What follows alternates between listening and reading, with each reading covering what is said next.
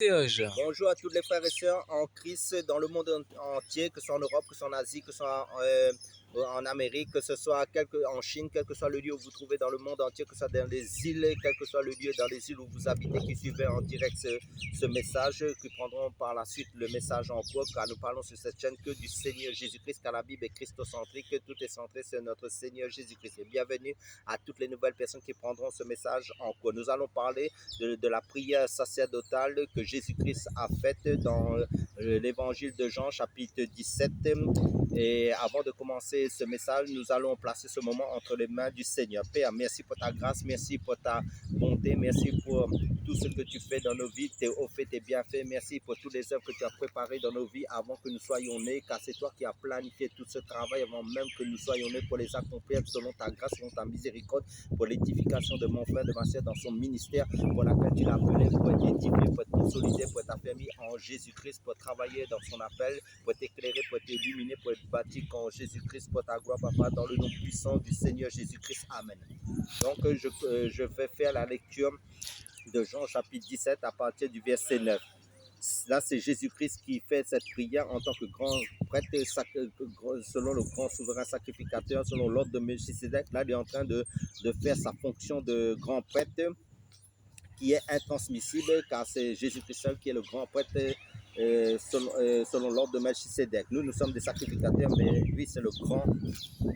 Et je commence la lecture, verset 9. C'est pour eux que je prie. Je ne prie pas pour le monde, mais pour ceux que tu m'as donnés, parce qu'ils sont à toi. Et tout ce qui est à moi est à toi, et ce qui est à toi est à moi. Et je suis glorifié en eux. Verset 11.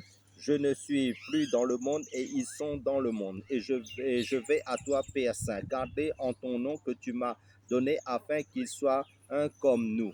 Amen. Là, au verset 9, il nous dit, c'est pour eux que je prie. Là, c'est Jésus-Christ qui prie en tant que grand souverain sacrificateur selon l'ordre de Melchisedec. C'est pour eux. Ça veut dire, là, c'est Jésus qui prie pour son Église. Mais maintenant, je ne prie pas pour le monde, mais pour ceux que tu m'as donnés parce qu'ils sont à toi. Et tout ce qui est à moi est à toi. Et une question que je voudrais poser. Et là, il nous est dit, mais pour ceux que tu m'as donnés.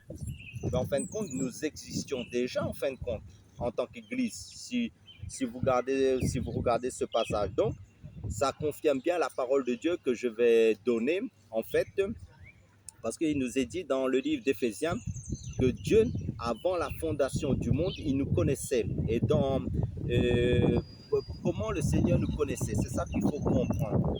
C'est ça qu'il faut saisir. Nous allons dans Genèse chapitre 1 pour mieux saisir le fait que le Seigneur nous connaît même avant la fondation du monde. Je vais prendre le livre de Genèse chapitre 1, verset 1. Au commencement, Dieu créa les cieux et la terre. La terre était informe et vide. Je vais arrêter un moment sur ces deux versets. Au commencement, Dieu créa les cieux et la terre. Normalement, quand Dieu crée le ciel et la terre, tout doit être parfait. Mais il nous est dit là, la terre était informe, la terre était informe et vide. Verset 2, il y avait des ténèbres à la surface de l'abîme et l'Esprit de Dieu se mouvait au-dessus des eaux. Et parce que le verset 2, il nous est dit, la terre était informe et vide, il y avait des ténèbres à la surface de l'abîme et l'Esprit de Dieu se mouvait au-dessus des eaux. Là, ça signifie quoi? Dieu avait créé la terre et le ciel parfait. Mais le problème, la terre est devenue informe et vide. Ça veut dire quoi? Ça veut dire, rappelez-vous que Satan a été créé avant, c'est un ange de lumière, en fin de compte, il a été créé avant l'être humain. Quand vous verrez par la suite, en fin de compte, là, Satan, là, nous retrace l'histoire des ténèbres, ça veut dire du diable, ça veut dire il s'est rebellé avec un tiers des anges, parce que dans Apocalypse chapitre 12, il dit que Satan a été précipité sur la terre et un tiers de sa queue a entraîné un tiers des étoiles. Ça veut dire représente les anges qui se sont rebellés contre Dieu avec Satan. Donc, il a été précipité sur la terre. Donc, Satan a été, là, il nous parle de la rébellion du diable au début de la création, en fin de compte. Et là, Dieu dit, verset 3, il nous dit, Dieu dit que la lumière soit, et la lumière fut. Dieu vit que la lumière était bonne, et Dieu sépara la lumière d'avec les ténèbres. En fin de compte, là, je vais développer quelque chose. En fin de compte, et dans le verset 3, il dit, Dieu dit que la lumière soit, et la lumière fut. Et Dieu vit que la lumière était bonne, et Dieu sépara la lumière d'avec les ténèbres. Et Dieu appela la lumière jour, et il appela les ténèbres nuit. Ainsi il y eut un soir et il y eut un matin. Ce fut le premier jour. Ça veut dire quoi? Si vous lisez dans le...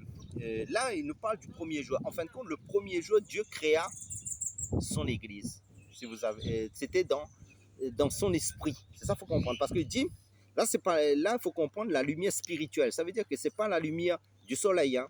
Parce que quand vous lisez au 4e jour, je vais descendre un peu, vous allez comprendre.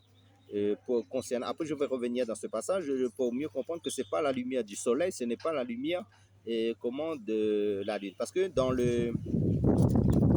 Oui, c'est là. Verset 14, chapitre 1, Dieu dit qu'il y ait des luminaires dans l'étendue du ciel pour séparer le jour d'avec la nuit, que ce soit des signes pour marquer les époques, les jours et les années, et qu'ils servent des luminaires dans l'étendue du ciel pour éclairer la terre, et cela fut ainsi. Dieu fit les deux grands luminaires, le plus grand, c'est-à-dire le soleil, pour présider le jour, et le plus petit luminaire, c'est-à-dire la lune, pour présider à la nuit. Il fit ainsi les étoiles. Après, ensuite, les étoiles, Dieu les plaça dans l'étendue du ciel pour éclairer la terre, pour présider au jour et à la nuit. Ça, le jour et la nuit physique. Hein. Et pour séparer la lumière d'avec les ténèbres. Ça veut dire la nuit physique et la nuit physique et la lumière du jour physique. Hein. Dieu vit que cela était bon. Ainsi, il y eut un soir et il y eut un matin. Ce fut le 4e jour. Donc, le 4e jour, Dieu créa les étoiles physiques que nous voyons dans le ciel, le soleil et la lune. Mais au premier jour, Dieu, en fin de compte, dans son esprit, il avait déjà créé la lumière. Ça veut dire pas créer la lumière, il dit que la lumière soit. Ça veut dire que la lumière existait déjà là. Ça veut dire la lumière qui est Christ, en fin de compte. Cette lumière, c'est Christ, c'est Dieu lui-même, en fin de compte. Donc, en Christ, nous étions déjà en Christ. C'est pour ça qu'il dit rechercher les choses d'en haut, là où votre vie est cachée en Christ, en fin de compte. Pourquoi? Parce que pour mieux comprendre ce passage, je vais prendre 1 Thessaloniciens, chapitre 5, si je ne me trompe pas, pour mieux comprendre le jour. 1 Thessaloniciens, chapitre 5. Je fais la lecture à partir du chapitre 5, verset 4. Mais vous, frères, vous n'êtes pas dans les ténèbres pour que ce jour vous surprenne comme un voleur. Vous êtes tous des enfants de la lumière et des enfants du jour. Nous ne sommes point de la nuit ni des ténèbres. Là, nous voyons qu'en fin de compte, nous sommes lumière en Christ. Ça veut dire qu'avant la fondation, parce que quand vous allez lire la suite de Genèse, vous allez que Dieu créa la nature, créa les animaux, en fin de compte, toutes les choses qui vont exister sur la terre, tout ça là. Mais maintenant, l'homme a été déjà, l'Église était déjà dans le plan, dans le cœur de Dieu en Christ, dans cette lumière que nous avons vue au premier jour. Dieu sépara les ténèbres avec la lumière. Ça veut dire, là, il représente les enfants du diable et les enfants de la lumière qui est Christ. Parce que quand nous allons développer dans la prière sacerdotale, Jésus ne fait que retracer, en fin de compte, ce qui a été déjà dit dans la Genèse. On voit que Jésus ne prie pas pour tout le monde, hein. Il prie pour les élus. Pourquoi ça? Parce qu'en fait, quand tu lis la Bible, en fait, parce que Dieu nous donne le libre arbitre, hein, il connaît d'avance que tu n'accepteras pas son plan, tu ne mettras pas ta vie en règle. Et toutes les personnes que Jésus prie, en fait, c'est des personnes qui vont mettre leur vie en règle, Amen. Qui vont suivre Jésus. Amen. Et pour comprendre tout ça, il faut lire la Bible. Hein. Amen. Parce que, en fait, si je reviens dans la prière sacerdotale de Jean chapitre 17, Jésus précise bien, c'est pour eux que je prie, c'est-à-dire il prie pour les élus, les véritables enfants que Dieu connaît d'avance, ceux qui lui appartiennent en fin de compte, qui est la véritable Église. Et là, Jésus prie aussi, il dit, je ne prie pas pour le monde. Ça veut dire, mais pour le monde, ça veut dire qu'il représente les gens qui ne vont pas l'accepter en tant que sauveur et seigneur. Voilà. Ceux qui font partie du royaume des ténèbres, comme Judas, comme Caïn, comme toutes les personnes que nous avons vues, des modèles dans la Bible, parce qu'il y a le royaume de Dieu et le royaume des ténèbres. C'est pour ça que quand j'ai dit dans Genèse chapitre 1, Dieu séparera la lumière avec les ténèbres. Là, c'est la même chose. Là, Jésus est en train de séparer et refait le même travail en tant que dans l'esprit. Ça veut dire qu'avant d'aller à la croix, Jésus est en train de de repositionner, ça D'accord. veut dire ce que Dieu avait déjà dit dans Genèse chapitre 1, ça veut dire qu'il dit, c'est pour eux que je prie, ça veut dire pour l'Église, les véritables enfants de Dieu, je ne prie pas pour le monde. Ça veut dire le monde n'est pas inclus dans le monde, et pas dans cette prière, parce que pourquoi Jésus précise bien, je ne prie pas pour comment dire, le monde. C'est pour ça que des fois, quand vous allez prier pour quelqu'un, vous ne verrez qu'il ne change pas. N'insistez pas, parce que et ce n'est pas les enfants de Dieu. Des fois, c'est des enfants du diable, des enfants des ténèbres en fin de compte. C'est pour ça que même quand nous évangélisons, c'est pas, ne croyez pas que vous allez être applaudi, que vous allez être acclamé à cause de votre évangélisation, que tous les gens vont vous accepter. Non, parce que Jésus nous dit aussi que pas tous vont accepter la parole de Dieu, parce que c'est seulement les enfants de Dieu, les élus qui sont véritablement, que Dieu connaît, qui vont accepter la véritable parole. Même quand nous prêchons sur cette chaîne, il y a des personnes qui vont nous combattre, les religieux, les personnes qui sont dans d'autres dénominations chrétiennes, qui n'ont pas l'esprit de Christ. Hein. Le verset, parce que tu as dit aussi dans ce verset, Jésus, ça, tout ce qui m'appartient appartient au Père. Amen. Parce que c'est pour ça que, mais, là, je continue au verset 10, et tout ce qui est à moi est à toi. Là, Jésus parle du Père, qui est lui-même en fin de compte, et ce qui est à toi est à moi. Et je suis glorifié en eux, je ne suis plus dans le monde, et ils sont dans le monde, et je vais à toi, Père Saint. Ça veut dire quoi? Quand nous avons lu dans Genèse, c'était le Père. Là, le Père, Jésus en tant que Père, lui, il sépara la lumière des ténèbres. Mais maintenant, comme l'homme a été séduit par Satan dans le jardin d'Éden, par Satan, Ève et Adam, ça veut dire que l'homme a été voué à la damnation. Ça veut dire l'homme a été voué à la perdition. Mais Jésus, maintenant, le Père s'est fait homme, s'est fait chair. Ça veut dire Jésus est venu sur cette terre pour restaurer, pour réparer pour l'homme par l'œuvre de la croix. Mais maintenant, et là, il est bien dit qu'il est venu pour ses élus, pour son épouse, pour ceux qui lui appartiennent, en fin de compte, que Dieu seul connaît, qui sont les enfants de lumière. Mais maintenant, il est venu pour ces personnes-là, mais maintenant, en mourant à la croix, ça veut dire que le Père, en tant que Fils, maintenant, le Père lui donne tout ce qui lui, le Fils, ça veut dire que le Fils fait un avec le Père, mais maintenant, le Fils a reçu tout pouvoir. C'est pour ça qu'il dit, Jésus est le nom qui est au-dessus de tout nom, il a reçu toute l'autorité, et tout genou fléchira devant lui, toute langue confessera que Jésus-Christ est Seigneur à la gloire de Dieu le Père. Parce qu'il a dit ça, tout ce qui est le Père, tout ce qui est à moi, il appartient au Père. Amen. On compte en haut, et tout ce qui est au Père et à lui. Il veut dire, là, il parle de sa divinité. Là. Oui, c'est ça. Par exemple, nous, tout ce qui est à Dieu, tout ce qui nous appartient à Dieu. Et tout ce qui appartient à Dieu, il ne nous appartient pas. Voilà la différence. Tout ce qui appartient à Dieu, pour nous les chrétiens, on ne peut pas prendre ce qui est à Dieu. L'omniscient, l'omnipotence, l'omniprésent, non. Parce que là, non, je vais rectifier un truc. Parce qu'il y a un Corinthien. Parce qu'il y a un refait, tout ce qui appartient à Dieu, tout ce qui appartient au Père, appartient à Jésus, parle de lui-même. Hein? Oui. Et tout ce qui appartient à Dieu, appartient. Là, il parle de sa divinité. Après, nous, le temps chrétien, tout ce qui nous appartient à nous, tout ce qui est à nous est à Dieu. Et tout ce qui est à Dieu, il n'est pas nous.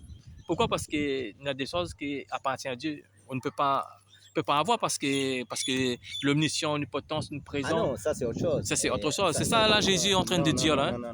En fin de compte, nous, qu'est-ce que nous avons reçu? Nous sommes héritiers en Christ.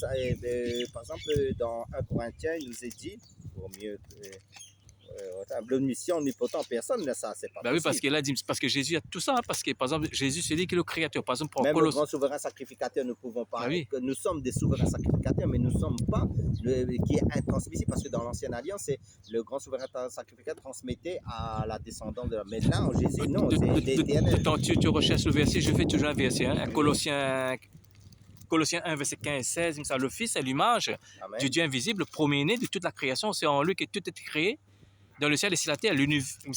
Tout est créé par Jésus. Il n'y a pas deux créateurs, il y a un seul créateur. Ouais, il n'y a pas de créateur. Tout ce qui appartient à Dieu, tout ce qui appartient à lui appartient à Jésus. Mais maintenant, je donne l'exemple et je donne ça. Et 1 Corinthiens chapitre 3, verset 23, dit « Tout est à vous, et vous êtes à Christ, et Christ est à Dieu. » Ça veut dire tout est à nous, ça veut dire Dieu, la terre a été donnée à l'homme. C'est l'homme qui va régner sur cette terre pour gérer la terre en fin de compte. Ça veut dire dans le royaume de Christ, chacun aura sa grâce comme dans le corps du Christ. Mais maintenant, il dit, tout est à vous et vous êtes à Christ et Christ est à Dieu. Mais maintenant, nous sommes des petits Christ. Nous faisons partie du corps du Christ. Mais celui qui est omniscient, omnipotent, omniprésent, comme Satan. Satan, lui, il a voulu égaler au Créateur. Il croyait qu'il pouvait être, qu'il était aussi omniscient, omnipotent, omniprésent, alors que personne ne peut être égal. Nous serons toujours des créatures. C'est ça, c'est pour ça qu'il nous parle. Nous sommes une nouvelle création, une nouvelle créature en Christ. C'est ça la plus belle grâce que nous avons dans le Seigneur, le salut de nos âmes, et nous avons la grâce d'être une nouvelle créature. Mais nous serons des créatures, nous ne serons jamais le Créateur. C'était parce que Satan a fait cette erreur-là, mais là, c'est l'orgueil. Et là, en fin de compte, nous allons retourner. C'est pas possible, non. Bien, je refais encore ce verset, Colossiens 1, verset 15 et 16. Le Fils est l'image du Dieu invisible, le premier-né de toute la création. C'est en lui que tout était créé dans le ciel et sur la terre, le visible et l'invisible, trône, domination, autorité, tout était créé par lui et pour lui. Je veux dire ça, dans Genèse, ça. Dieu au commencement, Dieu dit, veut dire, tout était créé par la parole de Dieu. Amen. Il n'y a pas de créateur, hein, en fait, compte, hein, parce que personne n'est égal à Dieu. Veut dire, Jésus même parle de lui-même. Hein. Amen. Parce que, comme j'ai toujours dit dans Isaïe chapitre 9, verset 5, quand un enfant nous est né, un fils nous est donné, la domination reposera sur son épaule, on l'appellera admirable, Dieu puissant, Père éternel, prince de la paix. Donc, il y a plusieurs fonctions, mais Jésus, en fin de compte, il est l'agneau assis au milieu du trône. Ça veut dire que tout pouvoir lui a été remis. Ça veut dire que celui qui honore le Fils honore le Père, mais celui qui n'honore pas le Fils n'honore pas le Père. Frère Cesc, pour terminer, qu'est-ce que tu peux rajouter encore? En fin de compte, ce que je pourrais rajouter, ça veut dire que nous, le Seigneur a prié pour son Église. Donc, nous sommes dans la sécurité et dans la grâce. Faisons ce que nous voulons, allons à gauche, à droite, nous sommes prisonniers de Christ. C'est pour ça que Paul dit, nous sommes esclaves de Christ. Ça veut dire la vraie liberté, c'est d'appartenir au Seigneur Jésus-Christ.